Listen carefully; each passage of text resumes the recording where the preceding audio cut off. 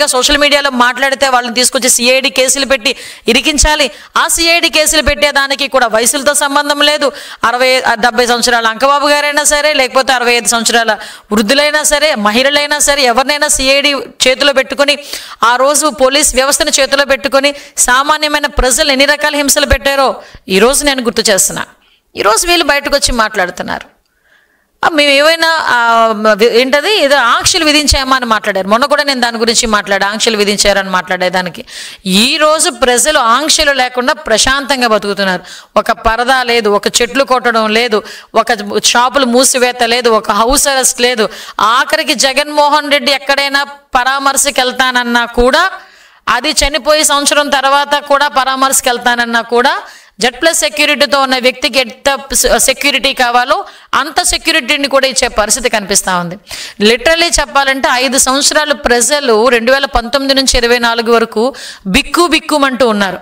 అని ఎంత బిక్కుమని ఉన్నారో తర్వాత లాస్ట్ ఎలక్షన్ దగ్గర చేసి ఉద్యోగస్తుల దగ్గర నుంచి ప్రతి ఒక్కరు ఏ రకంగా తిరగబడ్డారో కూడా జగన్మోహన్ రెడ్డి కూడా తెలుసుకోవాలి. లక్షలాదిగా ఉద్యోగస్తులు బయటకు వచ్చి ఈరోజు వాళ్ళందరూ కూడా ధర్నా చేస్తే వాళ్ళందరి మీద కూడా ఈరోజు అప్పుడు కేసులు పెట్టిన పరిస్థితి. మా తెలుగుదేశం పార్టీ నాయకులకు కానీ, జనసేన పార్టీ నాయకులకు కానీ అందరి మీద కేసులు పెట్టిన పరిస్థితి.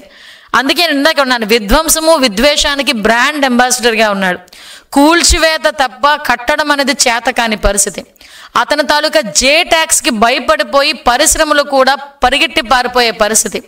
అతను ఏదైనా పరిశ్రమ రావాలి అంటే ఈరోజు చంద్రబాబు నాయుడు గారు కూర్చొని ఒక పరిశ్రమ వస్తుంది అనుకుంటే, నాయన ఎంతమందికి ఉద్యోగాలకు అవకాశాలు కల్పిస్తావు, మౌలిక సదుపాయాలు ఎంత మేరకు కల్పిస్తావు అని రెండు క్వశ్చన్స్ అడుగుతారు. అదే జగన్మోహన్ రెడ్డి పరిశ్రమలు రావాలంటే అడిగిన క్వశ్చన్ ఏంటంటే, నాకు వాటా ఎంత ఇస్తావు, నాకు కమిషన్ ఎంత ఇస్తావు.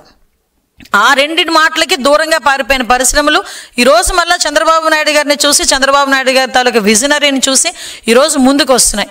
ఈరోజు 20 లక్షల ఉద్యోగాలు మేము టార్గెట్గా పెట్టుకున్నామని చెప్పి ఈరోజు 5 లక్షల పైగా ఉద్యోగాలు వచ్చే కంపెనీలు ఈరోజు ఆన్ బోర్డ్ అవుతున్నాయి. ఈరోజు పెట్టుబడులు పెట్టడానికి సిద్ధపడమే కాకుండా ఈరోజు ఆన్ బోర్డ్ అవుతున్నాయి.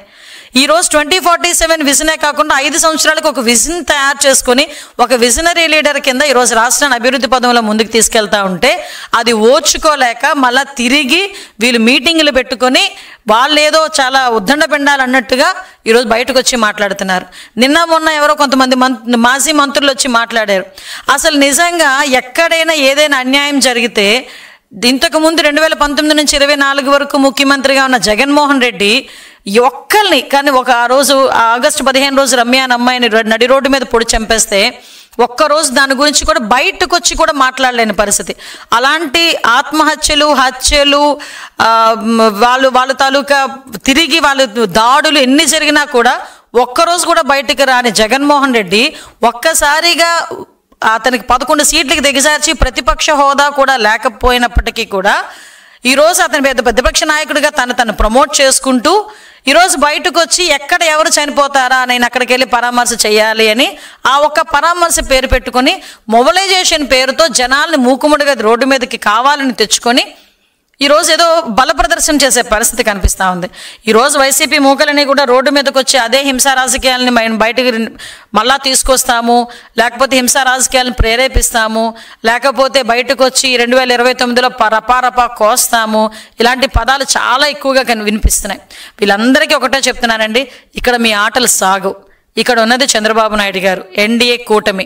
ఎట్టి పరిస్థితుల్లోని కూడా లా అండ్ ఆర్డర్ ప్రాబ్లం వచ్చినా, జనాల్ని రెచ్చగొట్టే పరిస్థితుల్లో మీరు ఎటువంటి వ్యాఖ్యలు చేసినా, అదేవిధంగా ఆడబిడ్డల్ని అవమానకరంగా మాట్లాడినా ఎట్టి పరిస్థితుల్లోని టాలరేట్ చేసే ప్రసక్తి ఉండదు.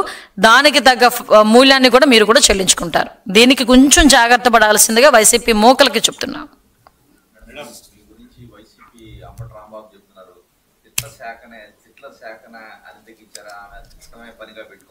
అంటే ఆయనకి ఇంతకు ముందు నాకు తెలిసి నోటిపారుదల శాఖ ఆయన చేస్తున్నాడు. నీటిపారుదల శాఖ, నోటిపారుదల శాఖ. ఇంకా ఆయన అందులోంచి బయటికి రాలేనట్టుంది. ఆయన గురించి ఎంత తక్కువ మాట్లాడుకుంటే అంత మంచిది. నా విలువను నేను దిగజార్చుకోలేను ఆయన గురించి మాట్లాడి. కాకపోతే ఏదైనా విధానపరంగా మాట్లాడమనండి, చిన్న పిల్లోడికి కూడా సమాధానం చెప్తాను.